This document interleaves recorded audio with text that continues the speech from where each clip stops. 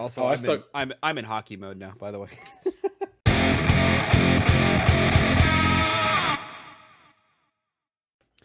It's a revolving door of Joe's on the Pros hosts as we are once again down to two.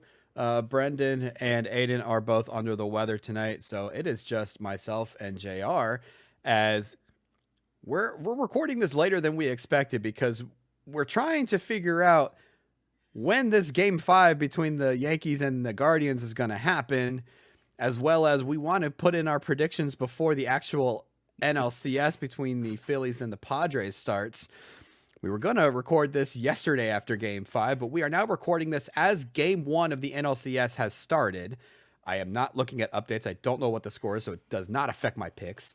But we are here to discuss Major League Baseball's championship series. And by the way that we predicted what was going to happen, this is totally unexpected on what the ALCS and NLCS is, as we've got the number 5 seed Padres taking on the number 6 seed Philadelphia Phillies in the NLCS. I don't think anyone predicted that one. And then on the other side, you have the top 2 seeds, New York Yankees versus Houston Astros. It's like, what in the world is going on? This is a crazy playoffs, and I'm here for all of it. Not once I got over my mourning period with the Cardinals losing. Well, we won't talk about that. Yeah, it's been a crazy little run here in the postseason. I remember when we did our first predictions for the postseason, and several of us kept talking about how the Phillies were a team that some people felt didn't even deserve to be in the playoffs, and the fact of the matter is, once you're in there, anything can happen. I mean, if this season happened last year, they wouldn't even made the playoffs. So exactly where they are now, they are 4 wins away from a World Series berth, which is something they haven't had. When was the last time they won the World Series? Was it 20? I know the last time they were in the playoffs was 2011. Because that was the year the Cardinals won the World Series, and they beat the Phillies on their way to that. I don't even remember. They won a World Series like a few years before that. I believe it was 2008 when they beat the Tampa Bay Rays. Tampa Bay Rays. Oh yeah, good thing Aiden's not here to relive that. Tough break for Aiden on that one. And then the Padres. I don't think they've even They haven't even been to a World Series, have they?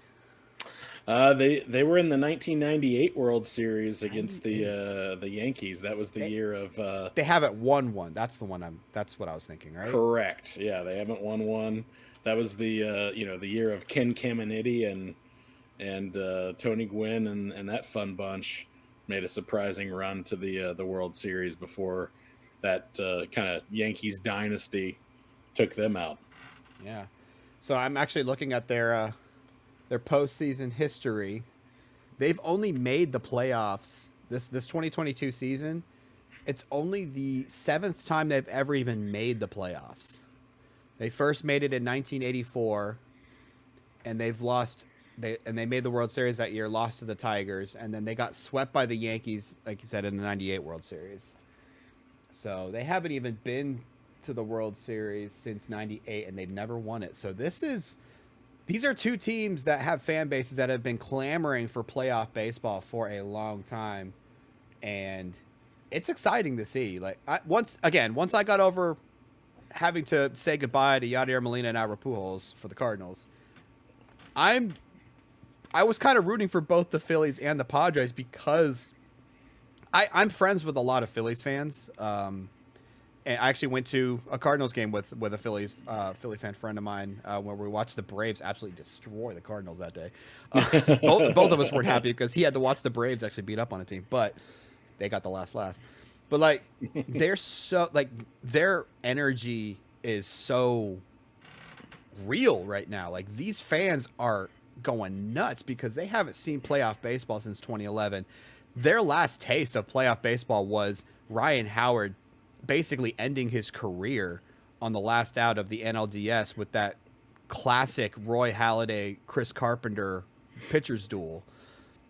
And this is the first time they've seen playoff baseball since. And the Phillies are now taking every advantage. You can argue that they are, on paper, they are not the team that should be here, and I would agree with that.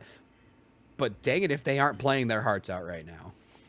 Yeah, it just goes to show you how different, and when people talk about the playoffs being a new season and again a fresh start and the you're wiping the slate clean, it's absolutely true. In the National League, you had three different teams win at least 100 games, and here we are in the NLCS with a team None of that's them got made it. 89 wins and a team that had 87 wins battling it I, out for the World Series.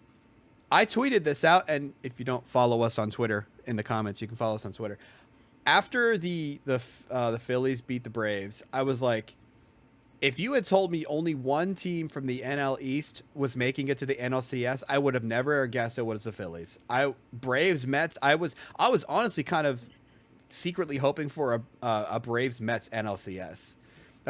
That's kind of what I was hoping for, and I was hoping my predictions would lead up there because I chose the Mets in round one. I chose the Braves in round two. I would have chosen the Mets over the Dodgers just because I don't want to choose the Dodgers, but although I did choose them in our last predictions.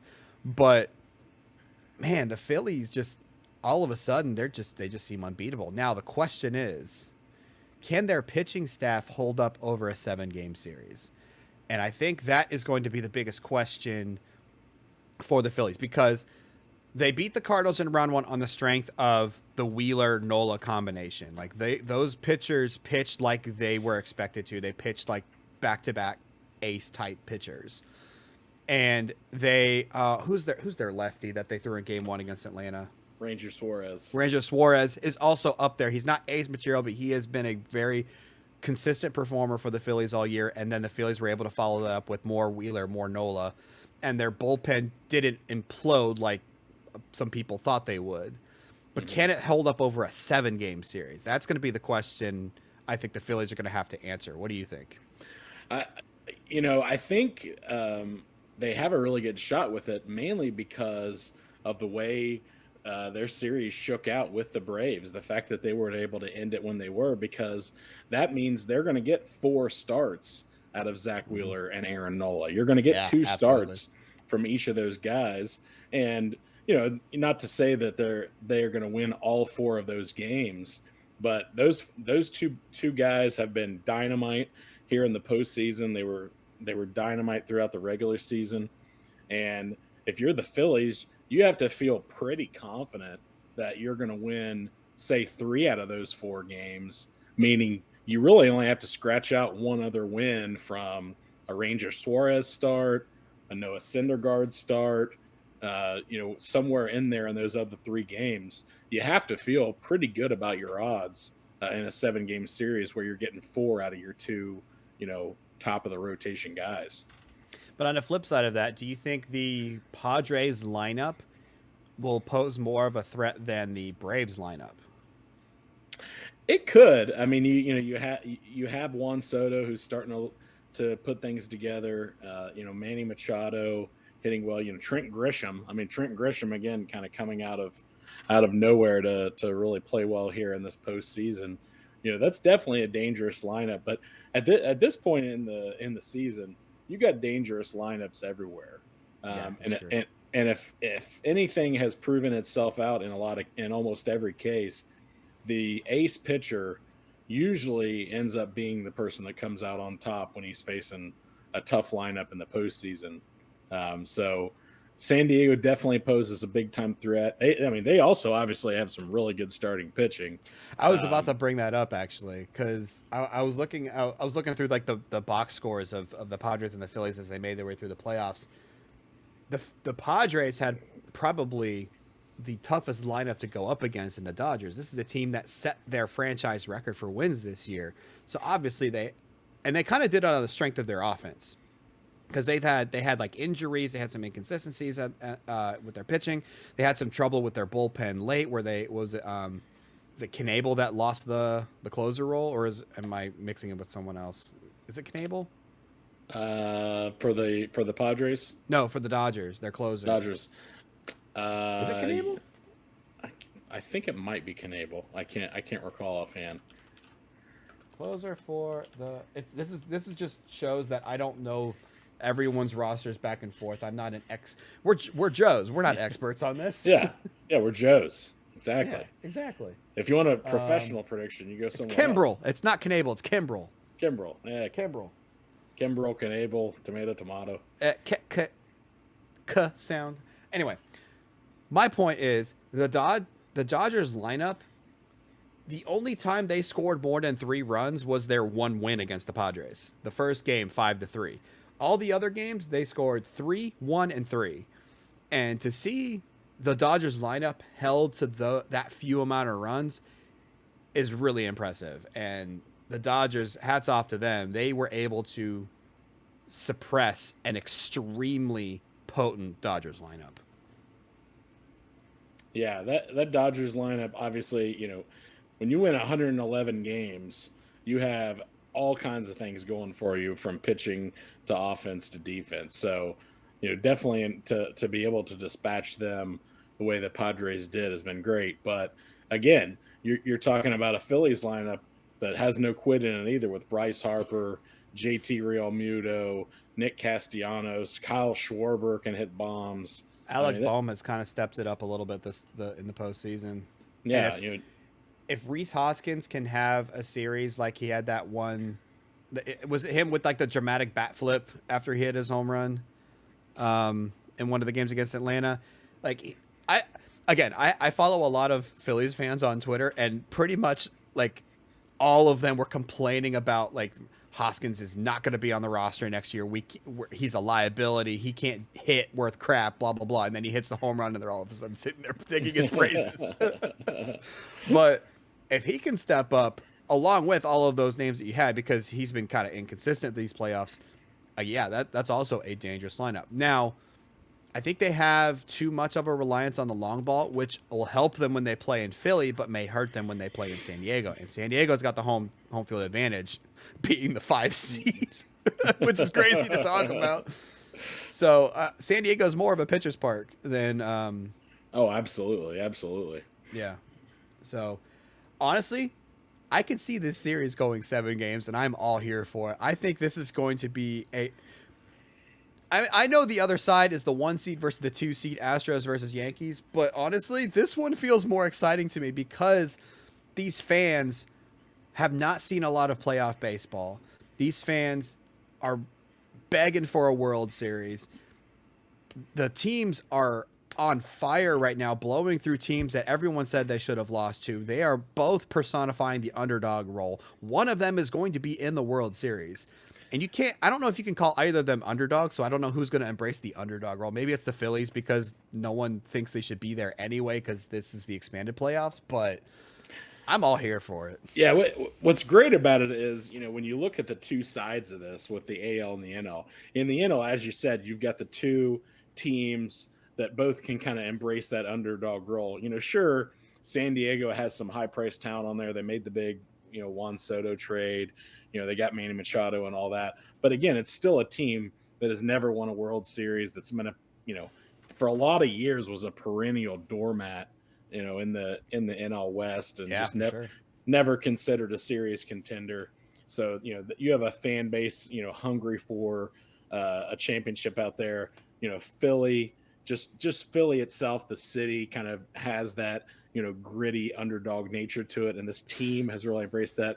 So, and then on the other side, it's like the evil empire bracket. So you have the it's literally the 2 most hated teams in baseball. So what's great is we know no matter who wins in the NL and no matter who wins in the AL, we're gonna have that dynamic in the World Series. That's gonna be so much fun. The evil empire going for another title versus the underdog city, the underdog team that haven't had it in a long time or ever. Right. Yeah. Oh man, it's gonna be so much fun. But let's recap how we've done so far in trying to predict what those matchups will be. I don't know if we want to bring up this. I don't know if we want to bring this up. Do we want to bring this up? We have to bring this up. One of the rounds I was okay with. Yeah, the first round you were fine. But this one, 3 of us went 0 for 4. Now, I get it. a couple of these were like, okay, it's funny because the way that it ended up was the favorites on the AL and the underdogs on the NL.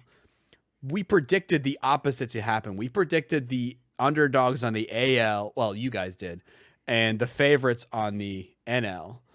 And I was on board with you guys with the favorites in the NL. And I even said when you read out my prediction, because I wasn't there the day that you guys predicted these series, is that I'm picking the Astros, hoping that my curse of my 0-4 from the wild card round would mean the Mariners would win. And I was also kind of hoping that for the Yankees as well, because I wanted all the chaos. Once the Phillies and the Padres won their series, I was like, give me Guardians and Mariners along with that. But unfortunately, it didn't turn out that way. Yeah, it really is a shame, for Seattle and its fans, because Oh yeah, they're going to be wondering what if all season long about that game one where they got off to such a great start, knocking Justin Verlander around, had a big lead, and coughed it up and just lost it in that dramatic fashion with Yordan Alvarez. You can't kind of. Yeah, I was gonna say it's kind of like the how the Cardinals felt in Game 1 against the Phillies. We had Right. the 2-0 lead. We had Helsley on the hill, Absolutely, and we give up 6 runs. Like what the heck? And obviously it was worse for the Cardinals because you're just talking a 3-game series. There's literally, no time. It was hard to rebound. bounce back. Yeah. But even in a 5-game series, it just felt like that team never recovered from that loss, and that, what was it? How many innings did that Game 3 end up being? Where it was a 1-0, 19 innings. 19. I was. Poor Brendan. I was going back and forth with Brendan during that game, and he's like, I can't stand this. I'm gonna have a heart attack. Like, I'm glad that I was rooting for the Mariners the whole time, but I'm glad I'm not like a full Mariners fan, because that's got to be like. And you never know if they could have pulled that game out even after a long marathon game. That could have been momentum for them to get right back into that series. Yeah. Sure. So it's just a great season for Seattle. I mean, their fans are going to remember this season for a while. They've got a lot of guys coming back, so definitely no need to feel too bad for Mariners fans, but that's a tough way to go out. They've got a really good young core, and I feel like this team is going to be in the playoffs frequently from this point on. They just need a couple more impact pieces to pair alongside Julio Rodriguez in the lineup. Yeah, I think their pitching is strong, especially locking up Castillo. Like Robbie Ray could come back, bounce back, and have a better season next year. But they need some more. They need some more offense to support Rodriguez there. Yeah, that's what I was going to say. Getting Castillo locked up for the long term to combine with all of those talented young arms they've got there, George Kirby, Emerson Hancock, yep. All of those guys. I mean, that starting rotation should be a real strength for them for years to come. So, a guy like Jesse Winker, if he comes back next year, if they could get more out of him, along with some of those other bats, that'll be a really, really scary team. But tough way to end the year after, jumping on Justin Verlander early, and you really thought maybe they were going to be in good shape to move on. And then in the other AL series, props to the Guardians taking the Yankees to 5 games, just falling short in Game 5. And we were talking about this before we started recording, but Guardians are going to be questioning, where was Shane Bieber in Game 5? Like that's the spot to use him. I know he was on 3 days rest, but that's your guy. I mean, you gotta use your guy in a win or go home scenario. Yeah, for me, and like you said, in a win or go home scenario, you got to at least exhaust that option. You can't play with the mindset of, boy, if we can get through this Game 5 with a sort of a bullpen day and have Bieber as our Game 1 starter in the ALCS, we're in good shape. You can't think that way. You've got to go out there and put your best foot forward. 3 days rest. At this point in the season, these guys are ready to pitch. You can't go on 3 days rest all season long, but when the season's on the line, these guys are going to find it in the tank to pitch. And if they don't have it, they don't have it. But, For me, Eh, if I lose pitching Shane Bieber, I can sleep at night. I will not be that able to sleep if I'm them right now. and that was the point I was going to make, is that if you excuse the horrible baseball pun, if you're going to go down swinging. Go down saying that you put your best players on the field to try to make the best out of your situation. Don't go down having your fan base wonder where your best players were. Yeah, it is a baseball example. You know, when you have a player up to bat and there's a nice battle going on between a pitcher and her hitter, and the batter keeps fouling off, you know, the pitcher's best pitch, which is a fastball, and then the pitcher throws up there. Oh, I'm gonna try to sneak one by him here with a slider or a curve, and ends up hanging it up there and losing the game. You don't want to lose. If you're gonna lose, you want to lose on your best pitch. Yep. And what they threw out there today was not it. Not it. So definitely disappointing, but the Yankees move on. As a Cardinals fan, seeing Bader and Carpenter on the Yankees is kind of weird. But hey, Bader stepped up for them this series. So it's like, it was funny, like during the season, everyone's yelling, all these Yankees fans are like, why did we trade Montgomery? He's pitching like an ace in St. Louis, blah, blah, blah, blah, blah. And now the Cardinals fans are like, why did we give up Bader? He's hitting home runs in the playoffs when our players couldn't do anything. So it's like, hey, look, a win-win. That's what I'm thinking. I think, hey, we got a win-win out of this. I love Bader, and I wish he didn't have to move on, but Montgomery pitched like an ace first down the stretch. He also threw shutout innings in his one. He came in after Flaherty in no, what was game 2? Michaelis. He came in after Michaelis in game 2 and threw shutout innings. But our offense didn't step up. Anyway, and then the other side, the reigning World Series champs got down by their division rival Phillies, and the World Series favorite, probably Dodgers, got down by their division rivals, the San Diego Padres. Now, those two losses have started this whole conversation about whether or not the new playoffs are the reason why these teams lost. And the only argument I can think of that can have even like a little bit of merit is the fact that the Dodgers and the Braves had more off days after the end of the season than normal because the wild card was 3 games instead of 1. Do you think that those it was technically a 5 days off after the end of the season until these two teams played again against these wild card winners? Do you think that had any bearing on these two series? I really don't think so at all. I mean, the Phillies in particular, they played pretty well down the stretch, even before they got into the postseason. They kind of limped into the postseason, actually. They were the reason they made it was because the Brewers kept losing and couldn't take advantage of the Phillies losing. But they had guys that were getting their bats in order, and they were getting, you know, Harper was starting to play better after finally getting back into the lineup. That's fair. I just have a hard time, you know, buying that as part of it. I think if I remember correctly, 3 out of the 4 1 seeds won their game 1. Yeah. And so I don't really think it affected you. For me, I will always take the advantage of being able to line my pitching rotation up. You know, there's times where the layoff could be an issue if it was a longer period of time. But I don't think it was that long to where it had that kind of effect.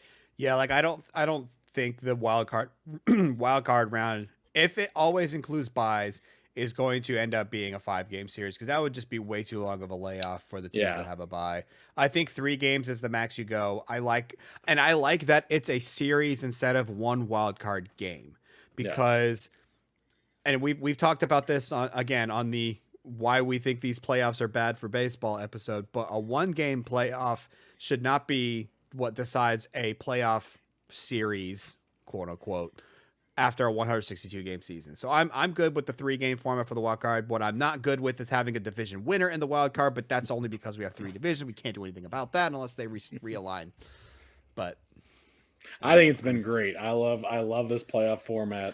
I love the 6-team format with the 4 in the first round and then 2 at the bye. I just don't like the fact that that a division winner this year was the Cardinals and the Guardians. I don't like the fact that they have to play in a wild card series. I just don't like it. Like it just, what's the point of winning your division at that point? Well, you got It doesn't. I mean, yeah, you got in. Yeah, you got home field advantage. Woohoo! But like, you still have to play in the wild card round. I just think this playoff format more aligns itself with being a 2-division format with 4 wild card teams. But Major League Baseball is not going to entertain anything like that unless we do expansion. So I'm not going to argue for it. Yeah, but then about, by the same token, then you're going to get, okay, if you're in 2 divisions and the top wild card team has a better record than one of the division winners, then people are going to be like, well, why does that team have to play in the wild card round? They should be able to get a bye since they have a better record because they didn't win their division. Right. But that's what I'm saying. There's always going to be an argument about that sort of thing. Yeah, I mean, but they still get an advantage in the wild card round. So anyway, enough about the playoff format. Let's talk about what we think is going to happen in the championship series. Not like it's going to matter. Oh, actually, before that, updated standings on our predictions for the playoffs. Aiden is over. If we flipped his bracket, we'd be making a lot of money right now. So what this means is whatever Aiden picks, we know that the World Series is going to be the opposite. Can Aiden break his streak? Does he want to break his streak is the question. Is he trying to actually complete the reverse sweep, I guess you could say, the over sweep, or is he still trying to actually get it right to get a little bit of redemption? And we don't know because he literally just sent me his picks. He didn't really give me any reasonings for it. So dare the world may never know. Did he bust out a coin in his picks? The coin would be doing better than 0-8. Yeah. You got to figure the coin wouldn't go 0-8, right? Yeah. But regardless, none of us are over 500 because I went 0 for 4 in the first round as well with Aiden. He and I picked the exact same ones. You guys both went 3 for 4. Hey, these are better than my football picks. Well, they were until now. And then you guys went 0 and 4. I think they're still better. Oh, you think they're still better? Yeah, well, yeah. Anyway. We'll get to that in a future episode. Let's just say this just epitomizes the fact that we're Joes and not pros. Yeah. Although, to be fair, I don't think anyone predicted the Padres, Phillies, NLCS. I'm just going to put that out there. No one predicted that. Yeah, please, for the love of God, don't use our predictions for any betting purposes. Joe's on the Pros is not responsible for any gambling, any losses you may incur while gambling based on our picks. Disclaimer on the screen. All right. So, in our completely unprofessional opinion, here comes our picks. I feel like going full Costanza and choosing the opposite of what I think. I think that might be what Aiden did. We don't know. But here's the thing, though. We talked a lot about the Phillies Padres series. Let's talk about, before we even do our predictions, let's talk more about the Yankees Astros series. Because we talked a lot at the beginning about the 2 underdog stories. Let's talk about the 2 favorites, like as you call them, the 2 evil empires, the Yankees and the Astros. Yankees because they seem to always be in the playoffs. They're always winning. They have the most World Series out of any team in baseball. They always seem to either buy their players or trade for big players from other teams that end up over there. Like I said, I've got 2 former Cardinals over there that are playing well for them. And then you've got the Astros that still have the sting of the cheating scandal, the trash can banging scandal, that people think they cheated their way to the 2017 World Series championship. So these Astros are trying to win this World Series to kind of get the monkey off their back in a way, but they are still one of the most hated teams in baseball for that reason. And so I have to think that no matter which team makes it to the World Series, most fandoms are going to be rooting against them. Yeah, I mean, both of these teams have plenty of reasons for people to root against them. But man, they are some very good squads. I mean, they have quite a lot of talent, especially in their starting rotations and throughout their lineups.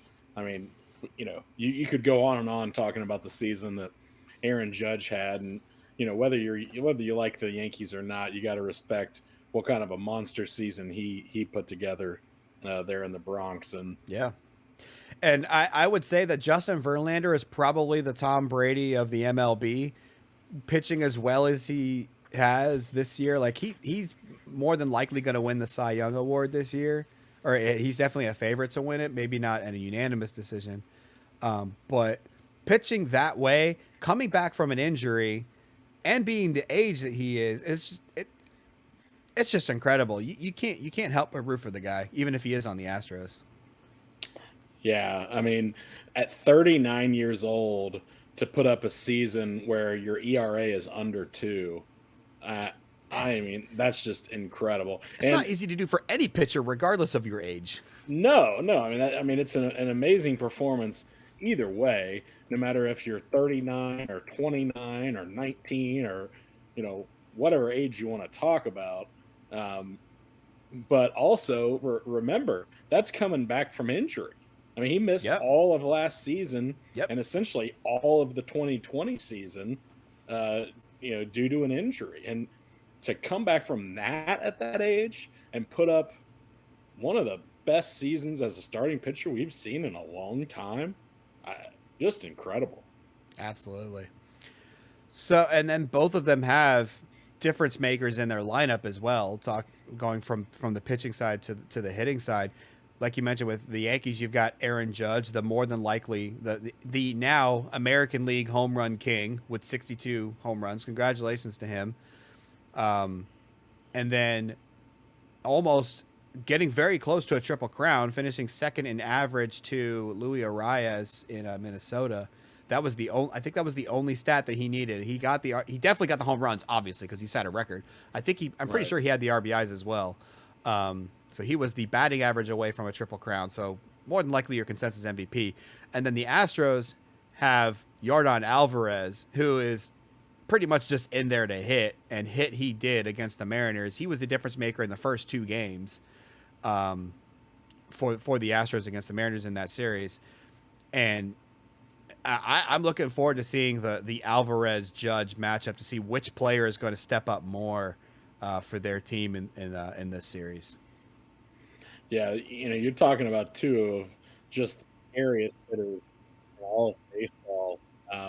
The Yankees, especially. I mean, obviously on the strength of Judge, no surprise leading the league in home runs and runs scored. But it's definitely was not a one man band, even though he got most of the headlines and deservedly so. Yeah. But there's been a lot of contributions from a lot of guys, both veterans and younger players there, to make that team as dangerous as it's been. Yeah, for sure. One of the things that I'm looking sorry, got my thoughts off track for a second. The lineups, when you compare the lineups as a whole, like you were saying, like Yordan is not just the only thing that makes this offense go. I feel like the Astros have a more complete lineup than the Yankees. The Yankees have a lot of questions, and I don't know if there's any update on, was it Aaron Hicks' injury? He got injured during this Game 5. We don't know what his status is, but so they might have to rely on someone like Marwin Gonzalez, who is not really that much of an offensive threat. The Astros have a more complete lineup top to bottom, and they have the pitching of players like Verlander and was it Lance McCullers, I think, and Framber Valdez. Yeah. The Yankees don't have some pretty darn good pitching as well, but I think the Yankees' depth is going to be tested, especially with the injury to Hicks. Hicks is not a main piece of that lineup, but having to put in someone like Marwin Gonzalez instead of Hicks might be a little iffy. Yeah. I mean, at this point in the year, when you're talking about, these are two of, the 4 or 5 best teams that were in baseball all season long. And if you drop any starting player out of there, I mean, that's enough to be a significant margin of difference when you have teams so evenly matched up. Yeah, for sure. I think both of these playoff series are going to be very exciting because I think the teams match up really well against each other. Like we said, we have the 2 underdogs on the NL side and the 2 top teams on the AL side. It's not like it's an underdog versus top seed on each side where you could probably say it's balanced towards the favorite, but you have 2 really good teams that are expected to be here and then 2 teams that have been just maybe not have as good of a roster as the other teams that they've gone up against, but they have that to borrow the meme that's going around with a lot of NFL stuff. They got that dog in them, and they've been using that to get through the playoffs. I'm excited to see both of them. But let's get to our predictions now, shall we? Let's start. Which one do you want to start with? NL or AL? You want to go underdogs first or favorites first? Yeah, let's go NL. Let's go NL. Let's go with the. All right, let's go NL. That series. So I will go ahead and put on the board what Aiden and Brendan predicted, and unfortunately, like I said, both of them are under the weather. So Aiden was just like, "I've only got enough energy to send you who I have winning." He didn't really put an explanation for this, but he has chosen the San Diego Padres to win the series. And then let me switch over to what Brendan sent me. He says he's going opposite. He's going with the Phillies. He gave quick reasoning for his. He says the Phillies are hot and they stay hot. That's fair. So, are you following Aiden, who has been wrong every single time, or are you following Brendan? Well, at least in this case, I'm going to follow Brendan and go with the Phillies. We talked earlier. I just have a real strong feeling about it being a real big advantage for them to get 4 starts out of Zach Wheeler and Aaron Nola, and especially with the way Bryce Harper has been playing. Prior to this series starting, he had 3 homers, 3 doubles already in the postseason. When you get a superstar player like that hot, that can really carry a team, and they also have plenty of firepower behind them, as we've talked about. So I think Philly can win, say, 3 out of those 4 starts that Wheeler and Nola put up there, and then find a way to scratch out a 4th win from the other 3 games and head to the Fall Classic. How many games do you think this series is going to go? Phillies in? I'm going to say 6. I think, sort of like if you recall when we talked about the Phillies and Cardinals series, I really felt like the path for the Phillies to win that series was to win the first 2 and not let it get to a 3rd game just based on matchups. And in a similar vein, I think, they definitely don't want a Game 7 back at San Diego. That would be a real wild setting there. There's the Padres, really been feeding off of their home crowd. And I think that would be a real tough scenario for them to pull out a Game 7 on the road there. But to that point, if you have them winning in 6, they got to win Game 6 in San Diego. Yeah, but it's still, it's not a Game 7 atmosphere. A Game 7 atmosphere, it just has a little extra oomph to it. Yeah, makes sense. So, I don't know if this is a mistake or not, but I'm following Aiden on this one. I am taking the Padres, and honestly, my logic for this is, like I said earlier, I think these 2 teams match up really well. They look very similar. They both have strong pitching that carried them through the rounds of the playoffs so far, and they both have bats that can make a difference. I think the really what was the difference for me is the team that they beat to get here. The Padres had to beat both the Mets and the Dodgers, 2 100-win teams, to get to this point. And I think that is a tougher road, and that prepares them better for this NLCS than the Phillies, who had to go through arguably lesser competition with the Cardinals and the Braves.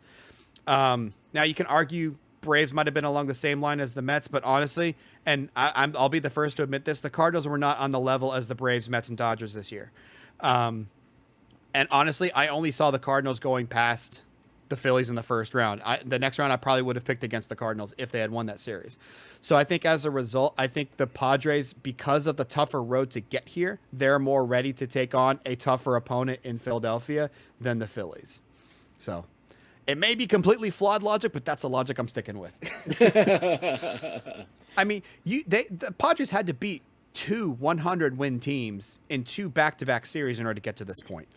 So that is, I'm giving credit where credit is due on that one. I think the Padres make it to the World Series. Yeah, that wouldn't surprise me at all. Sorry. And in 7, I'm saying this goes to distance, and I'm ready for all 7 of these games. I want it to happen. Don't give me a short series out of these 2 teams, please. I want to see 7 games out of these 2, just because of the hype and excitement that's around these two teams for the playoffs so far. So, all right, ALCS. We've got the Yankees and we got the Astros, the evil empire battle. So, I'll go Brendan's first this time. He is going with the Houston Astros. He says, I think the Astros will absolutely crush the Yankees. End quote. And then Aiden, with his one-word response, where is it? He goes, Astros as well. So what do you got? This one is a really tough one to pick for me. Again, we talked about just how closely they were matched up, and when you have a close matchup like that, there's just some small things that can make a difference. And to me, one of those small things is, again, how the pitching staffs match up based on the way the series went. Game 1 of the ALCS, you're going to have Justin Verlander, ready to go for Houston, and the Yankees, it looks like they're going to have Jamison Taillon go out there, based on where their staff ended up. Garrett Cole probably will be able to go in Game 2 since they didn't have to use him in this Game 5 against the Guardians. But I gotta lean here toward the Astros as well. I think that offense is just cooking there for them, and I really feel like Justin Verlander just can't possibly have another bad start like he did against the Mariners. He's gonna have that bulldog mentality to come back and really get them started off right in Game 1. And I think this ends up being a good series, but I see the Astros winning in 5 games. I think they'll be very tightly contested games, but I think they're going to get it done a little bit early in 5. All right. So will I dissent or will I agree? This is also like I 100% agree with you. This is not an easy series to call. I think this does go, and this is just because I want pure baseball chaos. I think this also goes 7 games. I think it's a back and forth affair. I don't think any team gets the upper hand on each other. Man. I mean, I had in mind who I wanted to pick, but the more I thought about it, the more the other team was looking good to me. But I'm going to stick with my gut, and I'm going to go with the New York Yankees. I will be the dissenter. I'm going with the Yankees to end up in the Fall Classic. Partly because I'm rooting for my former Cardinals over there in Bader and Carpenter, but also partly because I think I don't really have any other reason other than that. Honestly, I think like you said, the Astros look like the better team right now. They swept the Mariners. They persevered through an 18-inning dogfight with the Mariners to end their series. I also think the Yankees have overcome a little bit of adversity, having to go 5 games against the Guardians, who are honestly, the Guardians played a lot better than I expected them to. I picked the Rays to beat them in the first round, but they stepped up and played a lot better than I expected them to. And I just think the Yankees find a way to get that offense going, somehow overcome the short right field porch for Yordan that's given to Yordan Alvarez, because I think he's going to mash a few over that Yankee Stadium wall in right field. But I think the Yankees somehow figure out a way to scrape it out in 7 games. And it's going to be – I don't think there's going to be any blowouts in this series. I think it's going to be close games every single game all the way up through Game 7. And I think the Yankees somehow squeak it out at the end. I think the one thing for the Yankees heading into this series – and it's hard to say that, you can go into a game kind of a little bit carefree because the pressure is on everybody. People always talk about, which team has more pressure on them. All these guys want to win, so the pressure's on everybody. But at the same time, you got to feel like if you're the Yankees, if you can somehow find a way to get a win in that first game when you've got Taillon going against Verlander, then you got to feel like, all right, well, yeah. We've gotten a win in this game. Now we got our horses. We got Garrett Cole. We got Nestor Cortez going. Now all of a sudden that could really flip that series around. So, I hate to be that person who says, "Oh, Game 1 is so important," and kind of overstate the obvious. But that's something where it's almost a must-win for Houston in a lot of ways. That's an advantage that you feel like heading in should be solidly in your favor, Mm-hmm. and you really almost feel like you need to win that just to kind of maintain serve. Yeah, you can never really call game ones of a series a must-win game, but it kind of feels like one, doesn't it? Yeah, it just feels like you would be, kind of like, when you talk about stealing a win on the road or something like Yeah. that. It just feels like that if the Yankees were to pull that out, it would be sort of like stealing a win. And in a 7-game series, that can be huge. Yeah, absolutely. Well, there you have it. There are our predictions. I have a San Diego, New York World Series. Aiden has San Diego, Houston, and then Brendan and JR both have Philly and Houston. Should be some exciting baseball either way. Excuse me. And I'm looking forward to watching it, even though my team is not in it. Just because I think the way these series played out helped me as a fan, because I don't like watching the Dodgers in the playoffs. I just want to say that right now. I don't like watching the Dodgers in the playoffs. I'm just sick of them. But the great thing is that we've been seeing great baseball in a lot of different ways. We've seen a couple of games that went deep into extra innings with no scores, and it is great pitching from starters and bullpens. You've seen superstar players step up with big hits and big pitching performances, and it's been teams winning games. You haven't seen just some bad baseball that has led to losses. Are you not going to talk about the Cardinals in Game 1? Because that was bad baseball. Well, you can choose to look at it from the positive standpoint that it's a gritty team not giving up and getting big hits. They got walked and hit by pitches by Helsley because he couldn't control his fastball. Okay, we gave up that game along with Edman and Arenado missing ground balls that should have been stopped. But anyway, okay, aside from that one game, you are correct. short of Andrew's emotional investment in the Cardinals' choke job. There you go. Thank you. Call it like it is. In Game 1. Game 2, we got outplayed. Well, it was also kind of a choke job for Goldie and Arenado, but I digress. Yeah, we haven't seen any big controversies. There hasn't been Sockgate that has distracted people from what's happening on the field. It's been a great playoff. We even got an animal on the field. We got the goose. Right. That's baseball, because that just reminds me of the 2011 rally squirrel with the Cardinals. Yeah, which happened in the Philly series, by the way. Anyway. So hopefully that continues with these two series, and obviously into the World Series.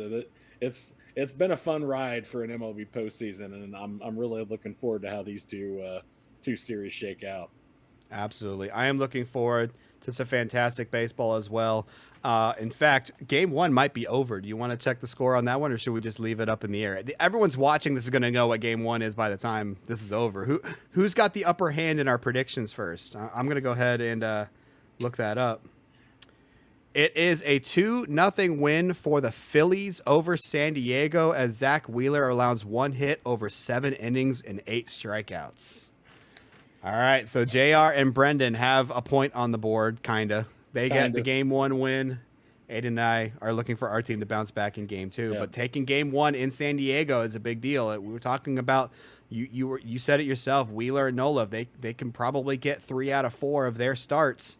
That's going to go a long way to getting them to the World Series, and it looks like it's off to a great start. 2-0 win. That's kind of the Philly way, and I think it was just 2 solo home runs for the Phillies with Schwarber and Harper. That's kind of how they've been doing it this postseason. Great pitching and a couple of timely home runs. Yeah, I mean that's their recipe right now, is to get those 2 big hoss starting pitchers out there and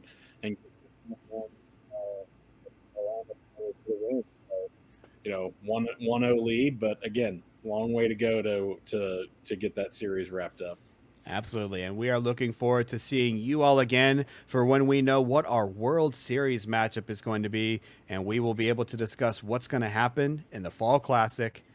But until next time, this has been Andrew and JR for our missing co-hosts, Brendan and Adam. Hope they get better soon.